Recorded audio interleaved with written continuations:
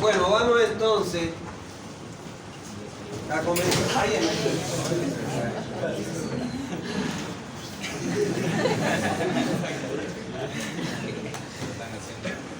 y un día después sin dientes. Bueno, vamos entonces a comenzar y vamos a concluir porque no es una unidad larga, la unidad 4. Recordarle que terminando la unidad 5 tomamos examen parcial. ¿Está bien? Que vamos a poner un examen parcial para que se vaya a la mitad por lo menos del lado. Bien, vamos a ver en esta unidad, por eso les digo que estudien, que atiendan. ¿Está bien? Pórtense bien, se portan mal y yo me voy a vengar en el examen. Bueno, vamos a ver la información básica que nosotros debemos reunir para el diseño de una red de distribución de agua potable. ¿Está bien? Partir diciéndole lo que les he dicho ya muchas veces, pero no voy a cansar de decírselo, de que cuando no se cuente con toda la información que se requiere, que vamos a aprender hoy para diseñar un sistema de distribución de agua, no se metan a hacerlo. ¿Por qué? Porque si ustedes inventan información, probablemente cuando vayan a echar a funcionar la red que diseñaron, no les va a servir. ¿Está claro? Y estas redes no cuestan 10 pesos, ni 20, ni bolivianos, cuestan dólares, miles, cientos de miles o millones de dólares, dependiendo de la magnitud del proyecto que usted está haciendo. ¿Está claro? Entonces después pueden tener una demanda penal porque su sistema que diseñó no funciona. ¿Está bien? Entonces, el objetivo que tiene esta unidad es que ustedes conozcan la información básica que se requiere para pensar en diseñar un sistema de distribución de agua. ¿Está bien? Bueno, vamos a ver qué información básica nosotros requerimos para el diseño de un sistema de distribución. Y dice, al diseñar una red de distribución es aconsejable efectuar un estudio lo más completo posible de la zona de cobertura para tener un conocimiento general de las condiciones locales. O sea, que antes de comenzar a hacer un diseño, particularmente yo cuando lo he hecho, lo que hago siempre es que voy y recorro la zona de cobertura para, en primer lugar, tener una idea de cómo se comporta la topografía, cómo se distribuye la población en la zona de cobertura y poder identificar cuáles van a ser mis posibles usuarios de la zona de cobertura. No se olviden que nosotros vamos a entregar agua a toda la población que se asiente, comercios, instituciones, industrias que se asienten en el lugar de cobertura. Entonces, todo eso yo lo puedo verificar haciendo un recorrido en el lugar. Pero además, yo debo recopilar toda la información que esté disponible en los distintos organismos de planificación física u oficinas municipales. ¿Por qué?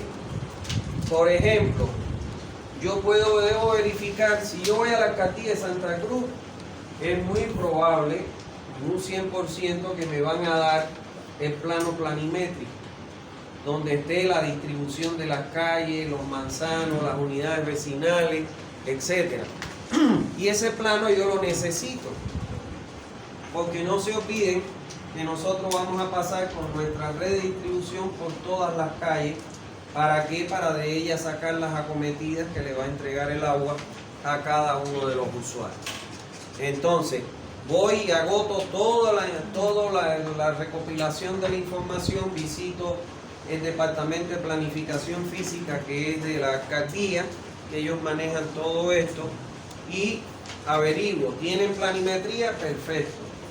Topografía, altimetría, no tienen.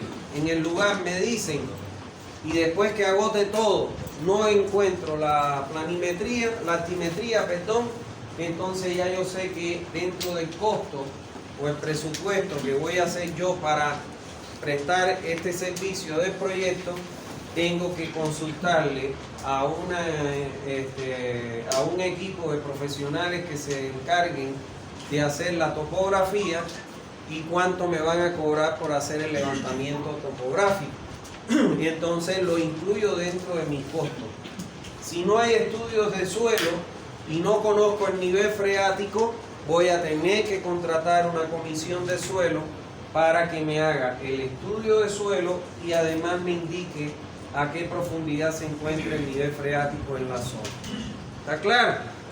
Entonces, lo primero es agotar toda la información que pueda yo encontrar en las oficinas de planificación o municipales. Y lo que me falte de lo que no encuentre, lógicamente voy a tener que contratar los servicios para obtener esa información. No se inventen nada, no saquen del ARGI, porque aquí muchos profesores les enseñan, no, con el ARGI usted puede tener la topografía. Ojo, cuando usted va a hacer un proyecto, podrán admitírselo algún profesor aquí para una tarea o un práctico, o se lo pueden admitir, por ejemplo, en seminario o algo así, pero cuando usted va a hacer un proyecto, no hay ARGI, no hay nada. Contrate una comisión topográfica y pídale los requerimientos que usted necesita. ¿Está bien? Porque la imprecisión con el ARGI no es la misma la precisión que usted va a obtener con el ARGI con la precisión que tiene de un estudio topográfico. Entonces, una vez que ya usted agotó todas las instancias y levantó toda la información que existe, la que no haya, usted tiene que tomarla en cuenta y hacer levantar toda esa información para realizar el proyecto. Entonces, ¿qué información nosotros necesitamos para realizar un proyecto de una red de distribución de agua potable? En primer lugar, nosotros necesitamos un mapa o un plano en planta de la planimetría de la zona. Miren, cuando nosotros vamos a hacer un proyecto, el que nos va a contratar, nosotros tenemos que decirle a la persona que nos va a contratar que nos delimite con una poligonal el área de cobertura que quieren que nosotros cubramos con el proyecto. Y eso se va a establecer dentro del proyecto como límite espacial.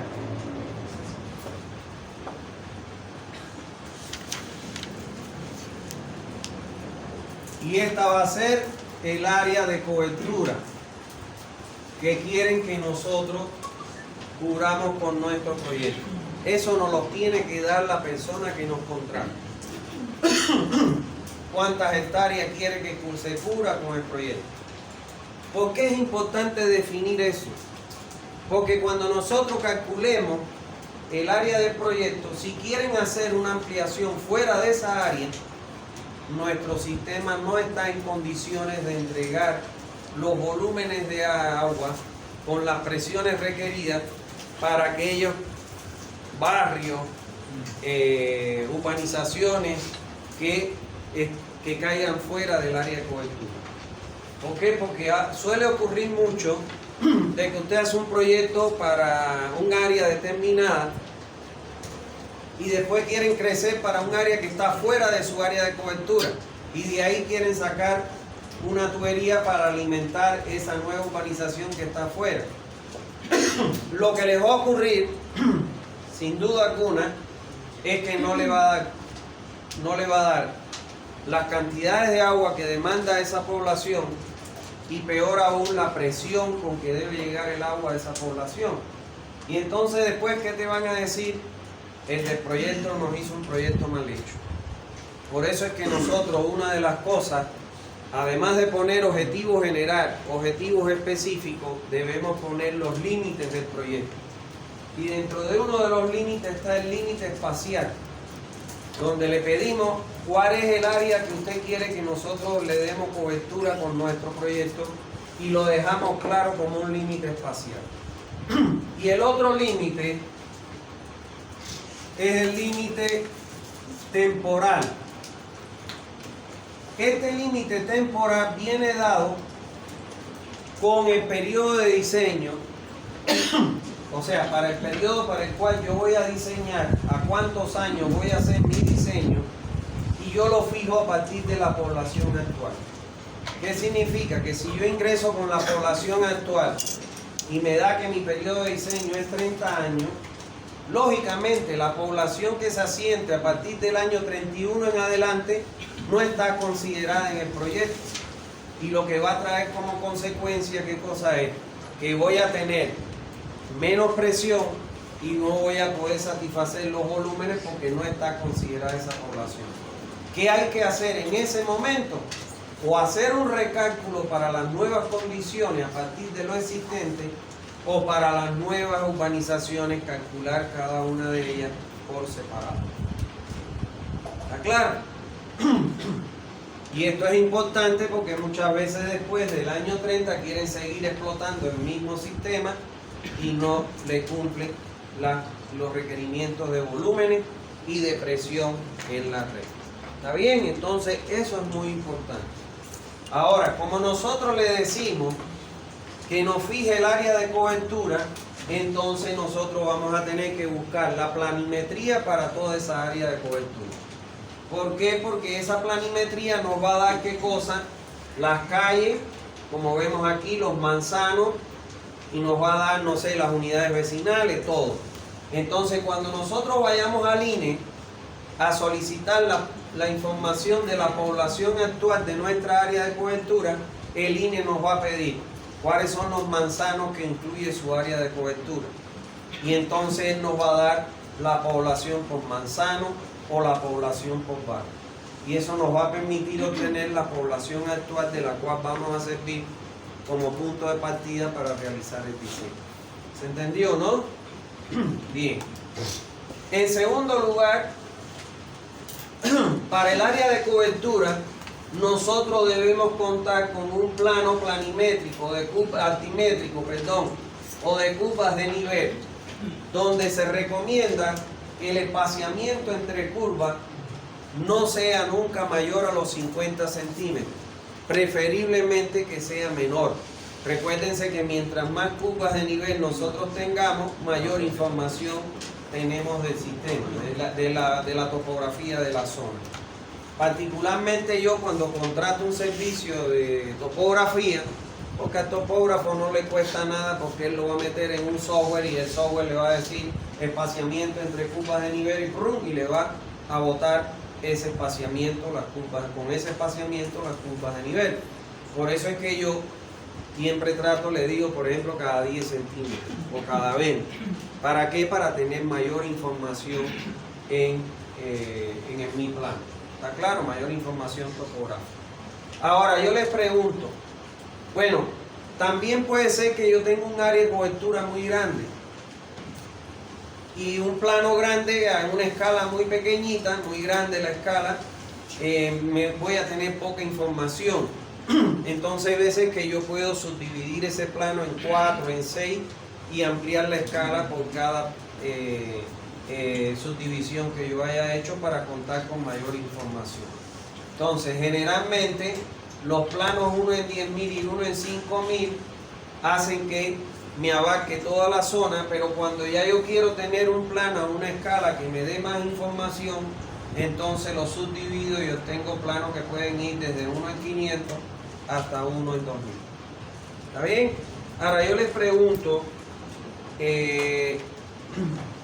¿para qué me sirve la topografía, plano de curvas de nivel o plano topográfico en el diseño de la red? A ver, ¿para qué me sirve? Para determinar las pendientes. Para ubicar la planta. Las pendientes no me importa. En agua potable no importa. En alcantarillado sí. Para buscar el punto más bajo y donde sea No, eso es en alcantarillado. Aquí para ubicar el punto más alto, al revés. A ver, miren. ¿Puedo ubicar, por Un tanque de... Ajá.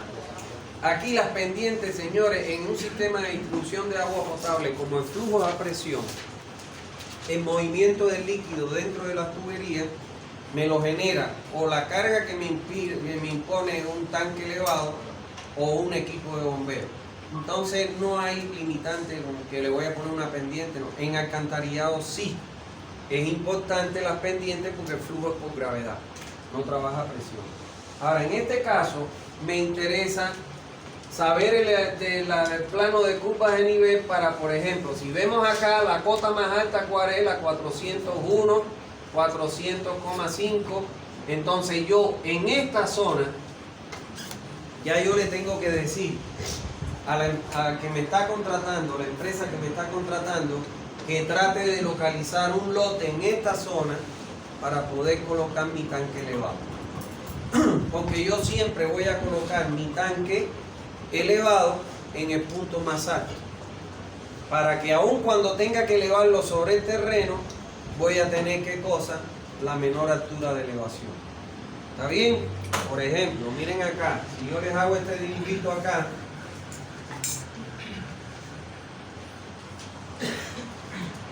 este es el punto más elevado. Si yo colocara para que tenga la misma altura, fíjense ustedes aquí, en este punto más bajo, mi altura de tanque, ¿cómo va a ser comparada con la que voy a tener en este punto? Mayor. Entonces, lógicamente, cuando yo coloco mi tanque en el punto más alto, estoy disminuyendo la altura del tanque y costo, porque eso es estructura de hormigón armado. ¿Está bien? Bueno. Y por otro lado, para saber los puntos altos de la red. ¿Qué pasa en una red de distribución? Que lógicamente ustedes no tienen por qué saber eso porque están recién aprendiendo. Pero cuando yo tengo una red que yo coloco en el terreno, vamos a suponer que esta es mi tubería.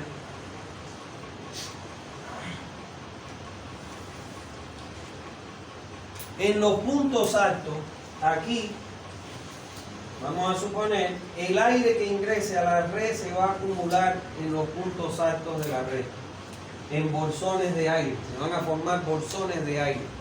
Todas las acometidas que estén cercanas a esos puntos altos, y si eso les ocurre a ustedes en su casa, las acometidas que se colocan cercanas a estos puntos altos donde se acumulan esos bolsones de aire, es cuando usted abre el grifo y primero sale aire y después sale agua escupida.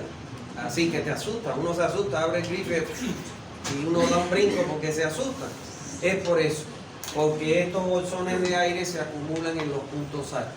Para evitar eso, el que proyecta una red de alcantarillado debe colocar en esos puntos altos una válvula que se conoce con el nombre de válvula ventosa, que ya las vamos a aprender acá, que son válvulas que me permiten, esas válvulas me permiten, tienen una pequeña membrana, que la membrana deja pasar el aire y no el agua.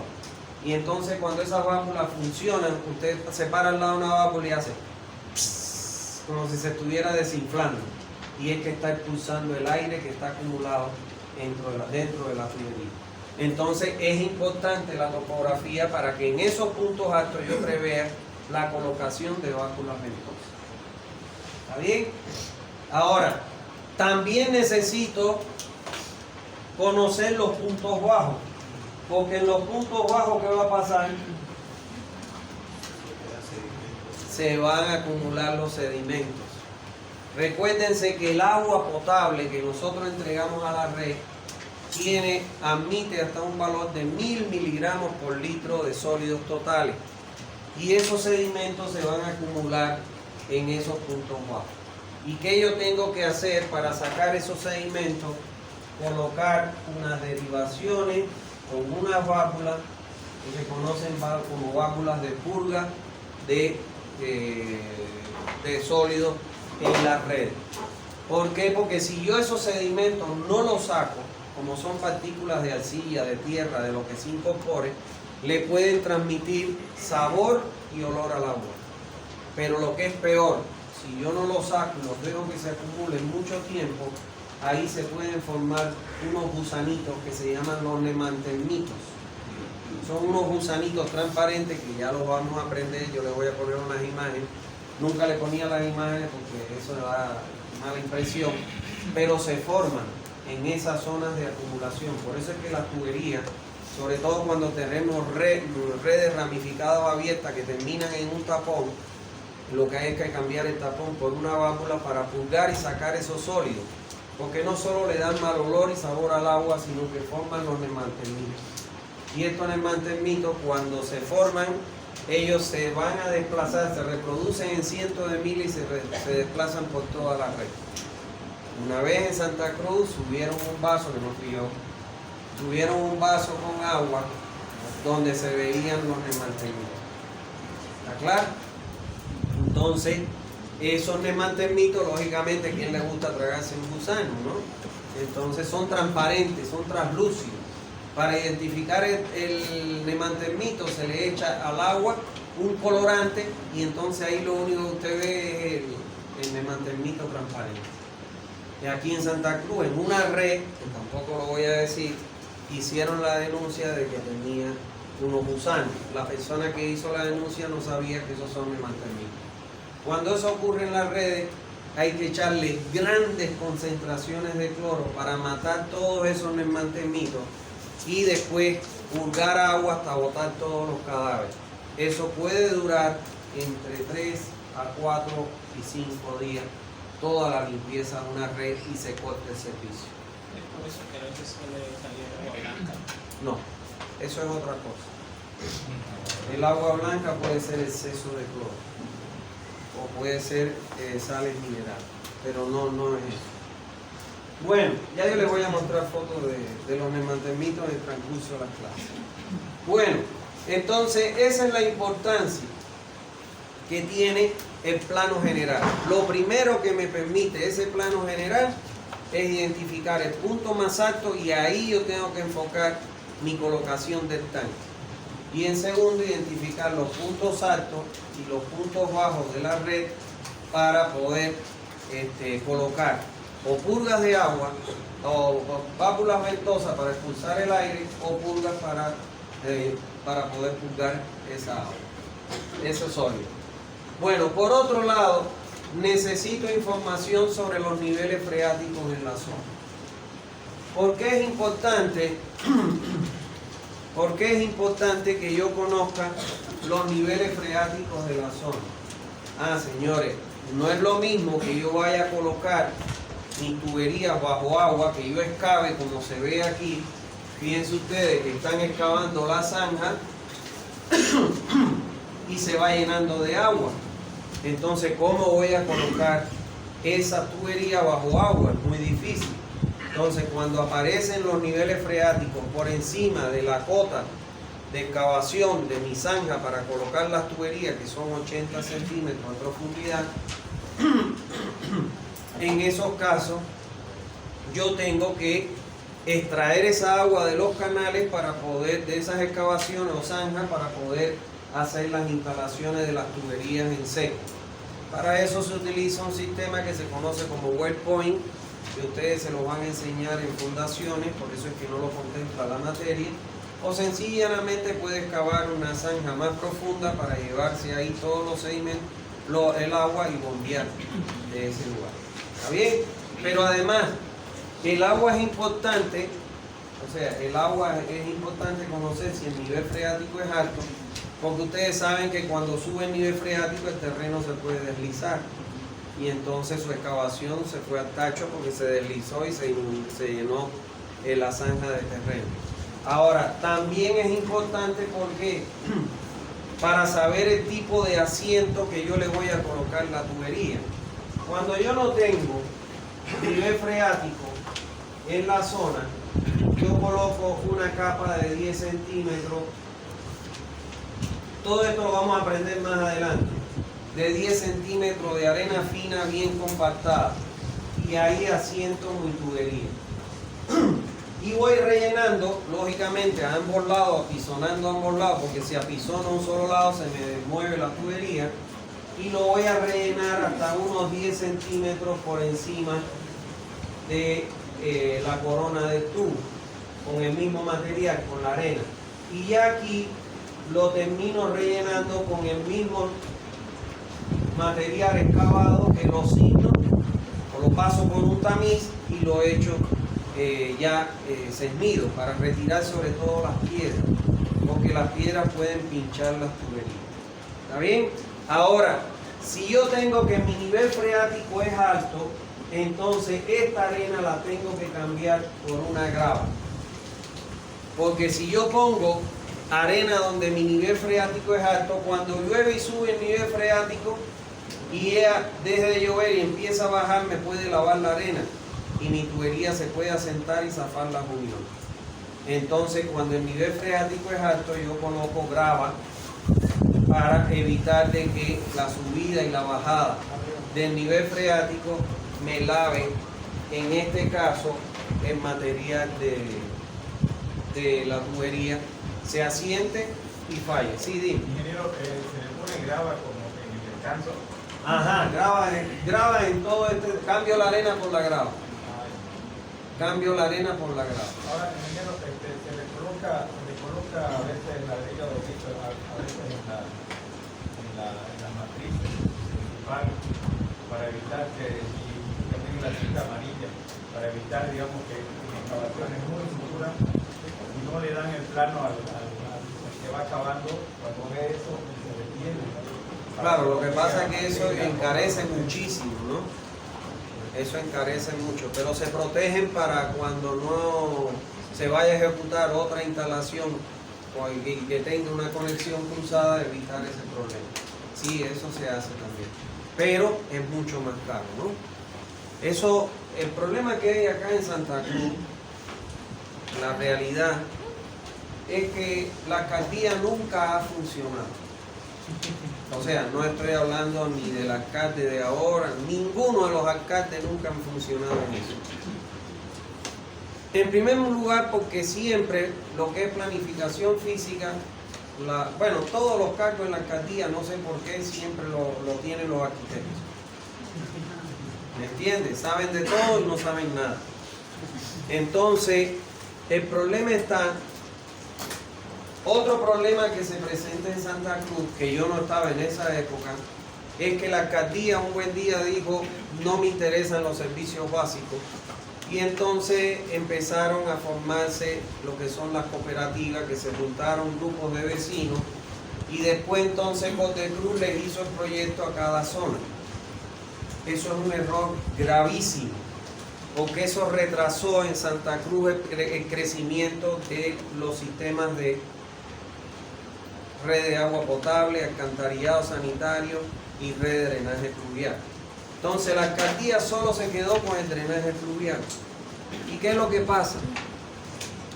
Que las cooperativas no son sujetas a crédito, porque no son una representación del Estado.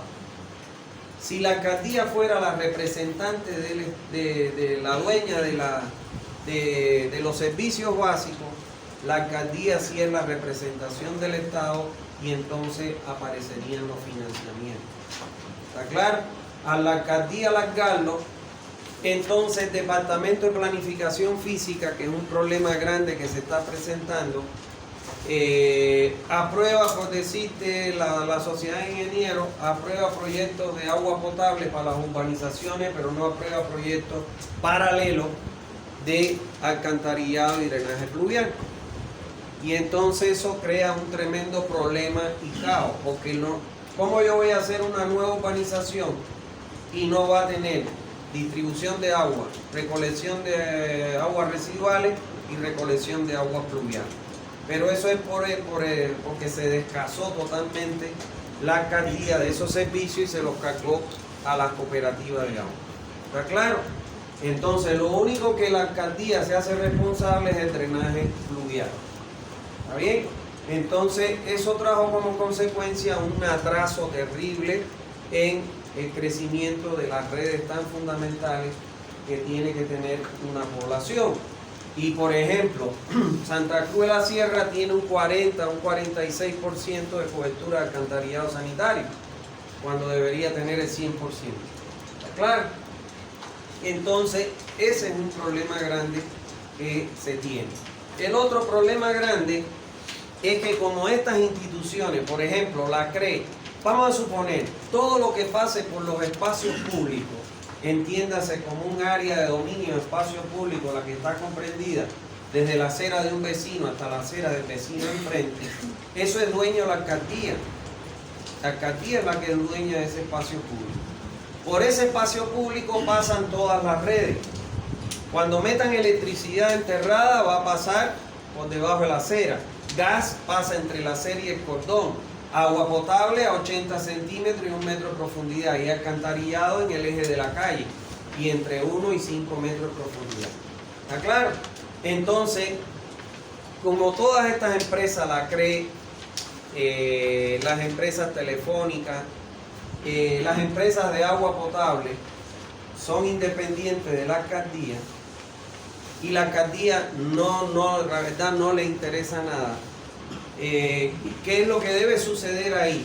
Si la CRE hace un proyecto para colocar, no sé, su red de eléctrica, ese proyecto, como está hecho en áreas de dominio público, se le debe entregar una copia a la alcaldía. ¿Para qué? Para que cuando yo venga a hacer mi red de agua potable, si la red de eléctrica está enterrada, saber en qué posición está para evitar lo que él dice. Tener que proteger tuberías y cosas con ladrillo para que si le meten una máquina por una excavación no se produzca un problema que puede ocasionar la muerte de los operarios. Entonces, no se cumple eso. Cuando yo les calculé el proyecto a Cospaís, kilómetro 9 de Doble La Guardia, nosotros sabíamos, porque una de las personas que era del directorio de Cospaís dijo que en esa zona la CRE había hecho un levantamiento topográfico. Y entonces, para abaratarle el costo a Cospaís, bueno, yo fui a la alcaldía y la alcaldía dijo que no tenía topografía de esa zona, con lo cual la CRE no cumplió en entregarle su proyecto. Y entonces yo les dije a los directivos que hicieran una carta a la alcaldía, fueron al tercer anillo ahí por la feria, que ahí era donde nos mandaron, y ellos le entregaron la carta para que le entregaran la topografía. La respuesta que le dio la CRE: esto es un servicio que nosotros pagamos y la información es nuestra y no se la damos a nadie. O sea, piense el absurdo que es, pero eso es producto de que la alcaldía no está cumpliendo su función. Resultado, tuvimos que contratar un topógrafo y volver a hacer una topografía que ya existía en la zona. ¿Entiende? Entonces, eso son cosas que usted se va a encontrar después en el medio como tal. La alcaldía no te debe negar ninguna información, porque ella es una entidad pública y ella debe entregarte la información, como el INE. El INE no te debe cobrar por la información, es obligatorio que el INE entregue la información que usted le pida para proyectos de ese tipo. Lo más que te pueden cobrar es un CD si quieres que tú le grabes, o traer un flash y que te la graben en un flash. ¿Está claro? O que la tenga impresa y te quiera cobrar por el costo de la impresión. Sí, dime. Ingeniero, eso sí, siempre para hacer un proyecto, para ejecutar, siempre es bueno, en este caso, digamos, tanto de agua potable como de alcantarillado, tener un equipo topográfico y que lo revise. Claro. Porque, por ejemplo, en la alcaldía de Los Negros, fue una constructora, y esta constructora a nosotros nos contrató como equipo topográfico, y cuando fuimos a ver el diseño que ellos tenían, que la alcaldía quería que se haga, habían cámaras que estaban a 1 metro de lo que era el terreno natural. O sea, lo que supuestamente debería estar a nivel, estaban a 1 metro. Y había campanas que estaban a 2 o 3 metros por debajo. O sea, ellos sacaron su campana, ¿no? Y estaban por debajo de donde debían estar. Y se tuvo que, ya la empresa constructora ahí, anularon el contrato y se tuvo que de nuevo licitar, porque tuvieron que hacer todo el diseño que estaba mal construido. Claro, eso también es otro problema, ¿no? Ahora, la topografía no contempla que tú le avances las cámaras, las profundidades, sino que eso debe estar en el proyecto. Claro. Pero bueno, El proyecto estaba mal hecho. claro, te encuentras de todo en este mundo, es terrible. Entonces lo mejor es eso que tú dices, asegurarse y hacer la fotografía, ¿no? Pero bueno, en principio uno debe confiar que lo que se está construyendo sea lo correcto, ¿no? Que no siempre ocurre así. Bueno, entonces es importante cómo nosotros, si no sabemos dónde está el nivel freático, cómo nosotros podemos averiguarlo. Cuando nosotros contratemos la comisión para que nos diga el tipo de suelo, porque eso es importante, porque no es lo mismo los costos cuando ya el presupuesto, si tengo que excavar en un terreno rocoso a tener que excavar en un terreno arenosilloso o de tierra o etcétera.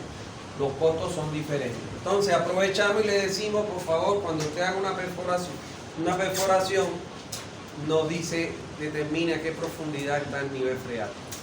Y entonces de ahí levantamos esa información. Si nuestro nivel freático está por debajo de nuestra zanja, no hay problema. Pero si está por encima, tenemos que tomar las previsiones que les acabo de señalar. ¿Está bien?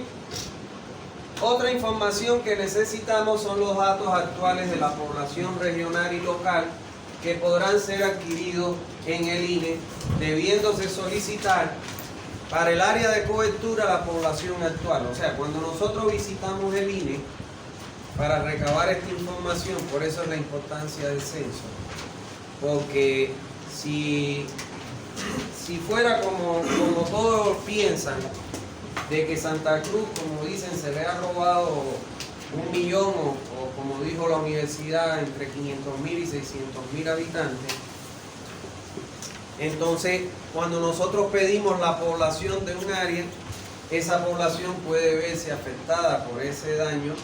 ¿Y qué puede pasar? Nos van a dar una población menor. Y entonces nosotros vamos a dimensionar, hacer un proyecto para una población menor. Recuérdese que con esta población actual es que nosotros definimos periodo de diseño, nosotros calculamos población futura, nosotros calculamos los caudales. Entonces, bueno, realmente, si verdaderamente hay esos problemas que se están peleando, de que hay una falsedad en los datos del censo, realmente eso es grave para el país. Muchas veces pensamos, no solo nos dan menos recursos, no, eso puede traer serios problemas en los proyectos, a la hora de los proyectos que se hagan. O sea, tiene un alcance muy grande más allá de los recursos que puede adquirir la región de acuerdo a la cantidad de la población. Entonces nosotros vamos a ir al INE y en el INE vamos a solicitar población actual. Por eso es que es importante que nosotros tengamos la planimetría, sepamos las unidades vecinales, los barrios, los manzanos que tienen, porque con toda esa información vamos al INE, el INE nos va a pedir y nos va a dar la población actual, que es la de partida para nuestro proyecto en la zona del área de cobertura. Aprovechando que estamos en el INE, le vamos a pedir el índice o la tasa de crecimiento. El INE, si mal no me equivoco, creo que ahora está manejando en Santa Cruz 1,4%. Y sin embargo la universidad dice que es 2,4%.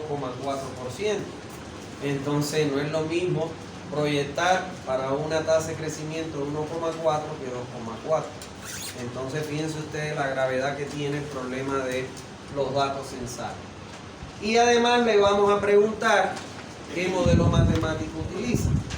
¿Por qué? Porque nosotros la proyección la vamos a hacer para el modelo matemático que utiliza el INE, que ya sabemos que es el que contempla la norma, que es el de crecimiento geométrico. ¿Está claro? Ahora, lo que no podemos hacer es lo que yo vi, por ejemplo, que se lo reboté en el proyecto de alcantarillado que estaban haciendo en Guarne, que calcularon para los 4 métodos que recomendaba la norma, la población por los 4 métodos, la sumaron y los promediaron entre 4. Eso es un disparate. ¿Está claro? Es un disparate. ¿Por qué? Porque el crecimiento poblacional representa una curva. Y a esa curva es la que yo le hallo el modelo matemático, la fórmula que me tiene un coeficiente de correlación más cercano a 1. ¿Entiende? Entonces, si esto tiene un crecimiento exponencial, No puedo utilizar yo un crecimiento aritmético porque responde a otro tipo de población y a otro tipo de curva. Entonces uno siempre debe usar el modelo matemático que utiliza el INE, que según la norma boliviana, en todas las regiones, el modelo que se permite es el modelo de crecimiento geométrico. ¿Está bien? Entonces aprovechamos de ir al INE y obtener toda esa información. Por otro lado, debemos evaluar el crecimiento de la población y el periodo de alcance del proyecto, el cual se define a partir de ingresar con la población actual en la norma boliviana para definir el periodo de diseño.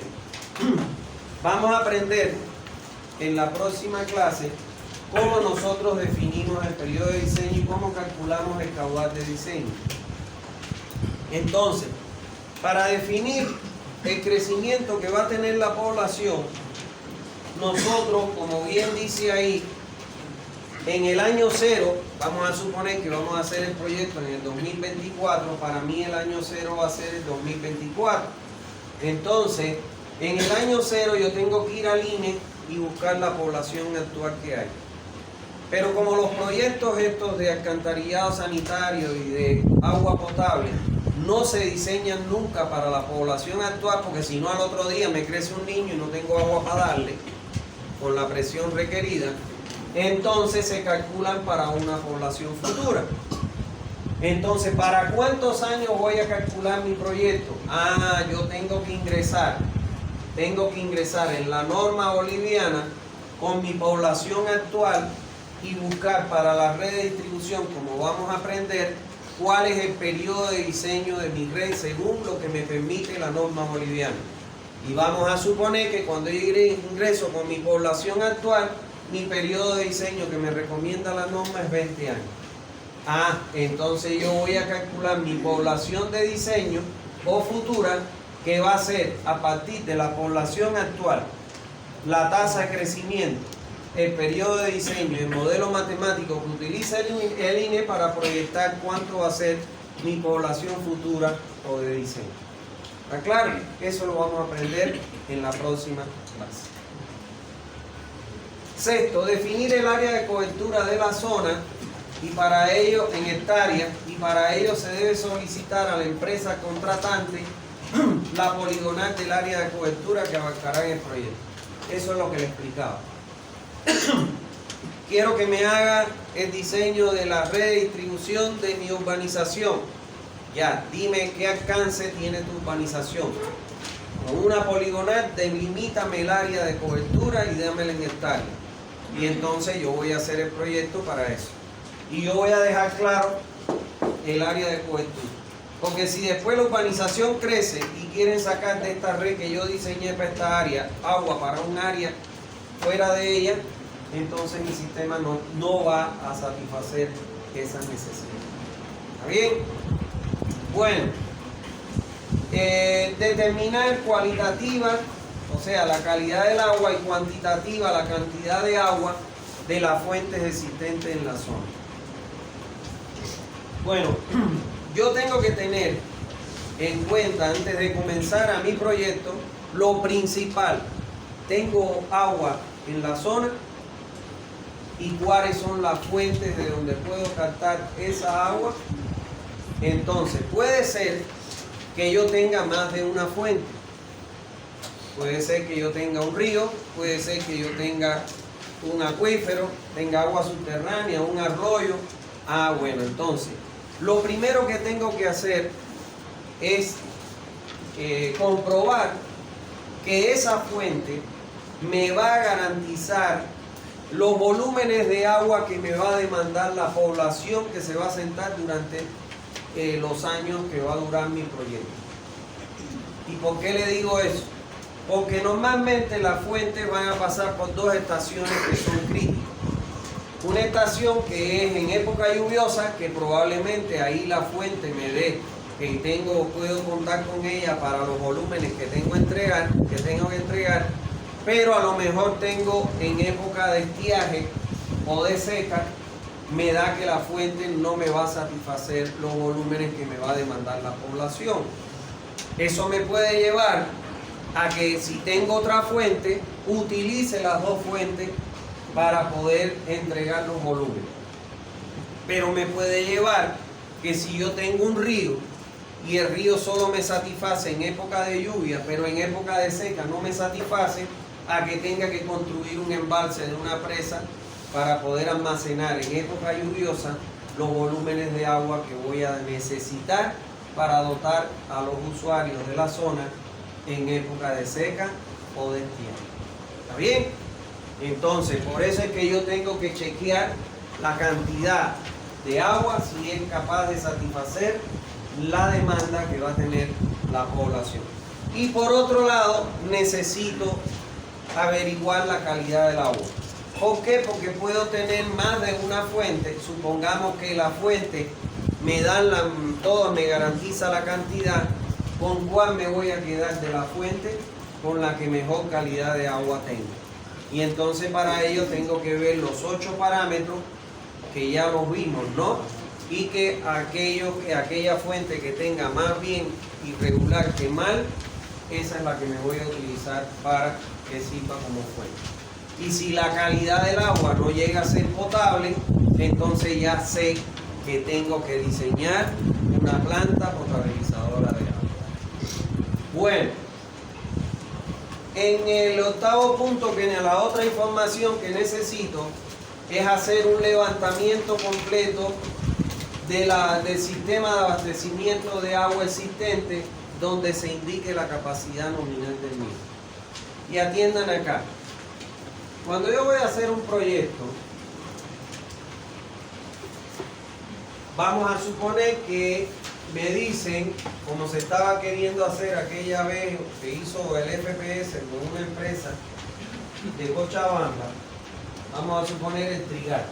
Quieren hacer la red de distribución de agua potable del Trigal. No tiene red, no tenía red en aquel momento el Trigal. Entonces, ¿qué pasa? Si vive gente en esa zona, de algún lugar, ellos tienen que captar agua, porque nadie puede vivir sin agua. Entonces, lo primero que hacemos nosotros es visitar la zona.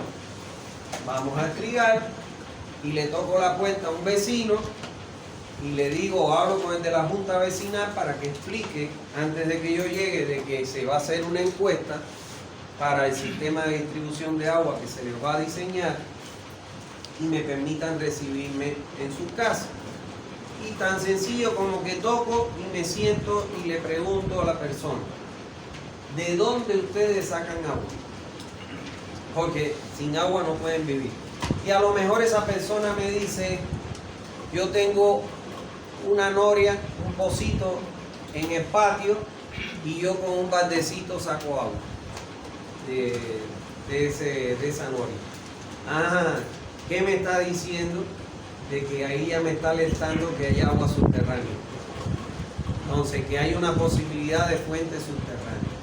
Pero voy a otro vecino y me dice, por acá atrás pasa el río y yo voy y saco los baldecitos de agua del río. Entonces, ¿qué me está diciendo?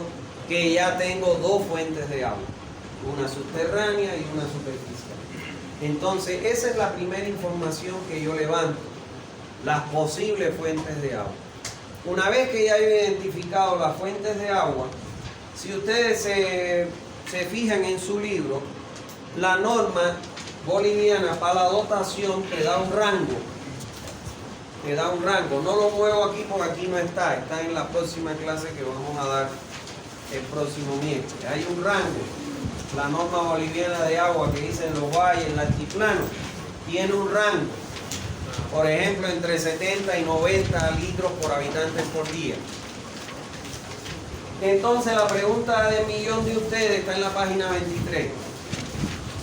La pregunta del millón es, y ustedes me van a decir cuando yo les enseñe esa tabla, ¿qué valor adopta?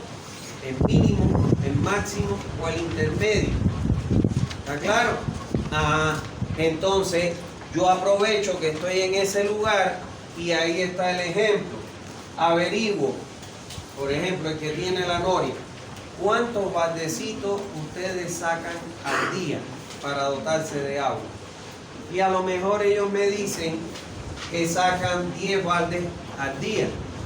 Ahora viene la otra pregunta. ¿Cuántas personas se abastecen de esos 10 baldes? No, somos yo y mi esposa. Somos 2 nada más. Ah, entonces, ¿y qué capacidad tiene su balde? No, un balde normal de 10 litros. Ah, si sacan 10 baldes que tienen 10 litros, lo que están sacando son 100 litros por día de agua. Si lo divido entre el número de personas, me va a dar ¿qué cosa? Los 50 litros por habitante y por día que sacan. Y ya estoy obteniendo la dotación real que ellos están consumiendo de agua. ¿Está claro? Ahora, vamos a suponer que son 50 litros. Llego a la norma y me dice que es entre, a ver, préstame acá, para población menor a 500 habitantes, en los llanos es entre 70 y 90. Entonces, y yo he calculado 50. Claro, si ellos tuvieran agua, gastaran más. Lo que pasa es que les cuesta estar sacando el baldecito a carrear. Entonces, ¿qué valor yo adoptaría ahí? 50. El mínimo 70. Porque ellos no alcanzan ese valor y yo partiría de utilizar como dotación actual para mi diseño el valor mínimo 70. ¿Qué tal que hubiese calculado y me hubiesen dicho 75? ¿De qué valor partiría yo? Partiría de 75. ¿Está claro? Entonces, eso me permite a mí hacer ese levantamiento en ese lugar. Eso se llama estudio socioeconómico, e inclusive parte es ingeniería. ¿Está bien? Bueno, entonces eso es importante. Noveno, hacer el levantamiento de las condiciones sanitarias de la localidad. Evaluar cómo evacúan en la actualidad las aguas residuales de los domicilios. Miren ustedes, si usted va a diseñar un sistema de distribución, alcantarillado es 0, no tienen alcantarillado. Si no tienen agua, peor alcantarillado sanitario. Entonces usted va a inspeccionar y dice, ¿a dónde largan las aguas? A las cunetas de las calles. O sea, no tienen ni tratamientos individuales, sino que la largan a la cuneta de la calle el agua residual.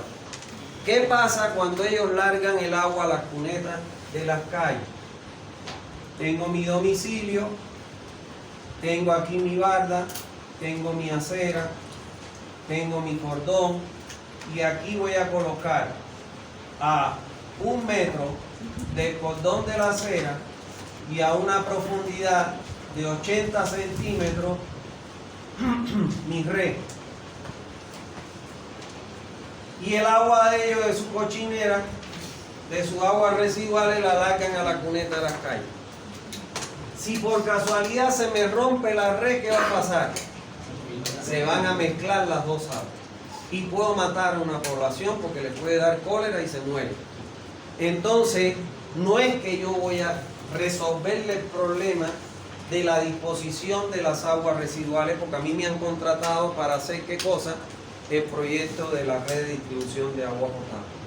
Pero mi primera conclusión, y eso es para cuidarme las espaldas y no ir preso, mi primera conclusión, recomendación del proyecto va a ser que no se ejecute la red diseñada hasta tanto se resuelva el problema de la disposición de las aguas residuales en las cunetas de las calles, porque eso puede ocasionar, en caso de una rotura, la contaminación de los dos líquidos y puede desatar las enfermedades de origen hídrico e inclusive el cólera y matar la población.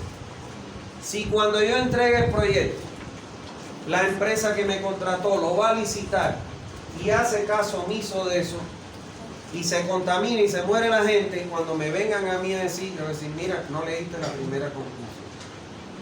¿Está claro? Entonces, eso es importante que nosotros tengamos presente, porque a la larga, señores, cuando hay un problema, todo el mundo dice, el proyecto está mal. Es lo más fácil. ¿Está claro? La lengua se afloja así, de la manera más fácil. La culpa al proyectista. ¿Está bien? Bueno. Décimo, obtener datos de la economía regional y local. Entonces, para ello, debo entonces contratar un estudio socioeconómico, donde ahí voy a contratar un especialista que me va a ir y me va a decir, bueno, a ver, ¿cuántos son los ingresos per cápita que tiene la familia como promedio en donde voy a prestar mi servicio de agua potable? ¿Y por qué es eso? Señores, normalmente, en orden de prioridad, lo primero que nosotros debemos garantizar, ¿qué cosa es? Dinero para el alimento. Segundo, ropa para vestir, porque no vamos a andar desnudos por las calles. ¿No ves? Tercero, para estudiar los niños. Ese es el orden de prioridad de los ingresos per cápita de la familia, para que los niños estudien en las escuelas. Y como cuarto vienen los servicios básicos. Entonces, si el ingreso per cápita de una familia es de 500 bolivianos y entre los servicios anteriores al básico se consumen 400 bolivianos y les queda 100 bolivianos, entonces el costo de la red que yo le voy a construir y el servicio que se le va a prestar, no el costo de la red de construcción, sino el costo del servicio que se le va a prestar, no puede superar los 400 bolivianos porque no van a poder pagar el servicio. Y cuando tú le pones un sistema que tiene un costo mayor del dinero que ellos disponen para pagar, al final fracasa. ¿Está claro? Entonces, hay veces que esos estudios te llevan a que no le coloco acometida en los domicilios porque la acometida es cara. ¿Está claro? Pero le voy a colocar en las esquinas una pileta pública para que ellos vayan y acarreen su agüita de la pileta pública. ¿Está bien?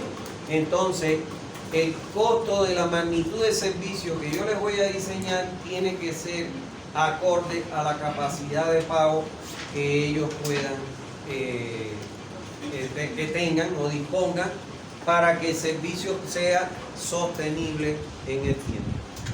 ¿Está bien? ¿Alguna duda hasta ahí? Bueno,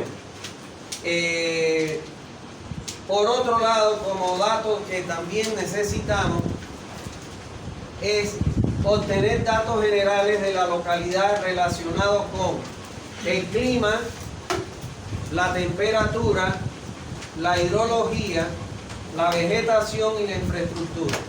Todos los datos relacionados con la temperatura y el clima tiene que ver para que cuando yo haga el cronograma de ejecución, en qué fecha o en qué calendario le voy a poner que ellos ejecuten las obras. No se me va a ocurrir que ellos ejecuten las obras en un periodo lluvioso porque van a tener constantemente la zanja llena de agua. ¿Está claro? Ahora, la hidrología es importante para saber qué cosa. Si la fuente que yo voy a captar, lo que le voy a sacar, la hidrología me permite reponerlo. Porque si yo saco de una fuente más de lo que es capaz de ingresar, la voy a secar. ¿Está bien? Entonces, y bueno, la vegetación influye mucho también en este problema de la hidrología. Y las infraestructuras es que tengo que tener en cuenta, bueno, lógicamente todos los usuarios que tengo en la red. ¿Está bien? Porque a cada uno de ellos le tengo que dotar de agua. Como punto 12, debo tener toda la información de las normas técnicas en vigencia en el país donde voy a construir mi sistema de distribución de agua. ¿Está claro? O sea, recordar siempre que, bueno, en el caso de agua potable, son dos las normas que se manejan en Bolivia. Que ya les he dicho que entren a San Google, al internet, y que saquen y bajen las normas, que son gratis. Las pueden bajar y ténganlas ahí en su computadora. Entonces, las dos normas que se utilizan para el diseño de sistemas de agua potable son la norma NB 689, donde está el reglamento técnico para diseñar sistemas de agua potable. En esa norma es donde me dan métodos, me dan valores, recomendaciones, etcétera, para llevar a cabo el diseño de un sistema de agua potable. Y la otra norma es la NB 512, que es aquella norma que me da los requisitos para considerar en Bolivia cuando un agua es potable o no.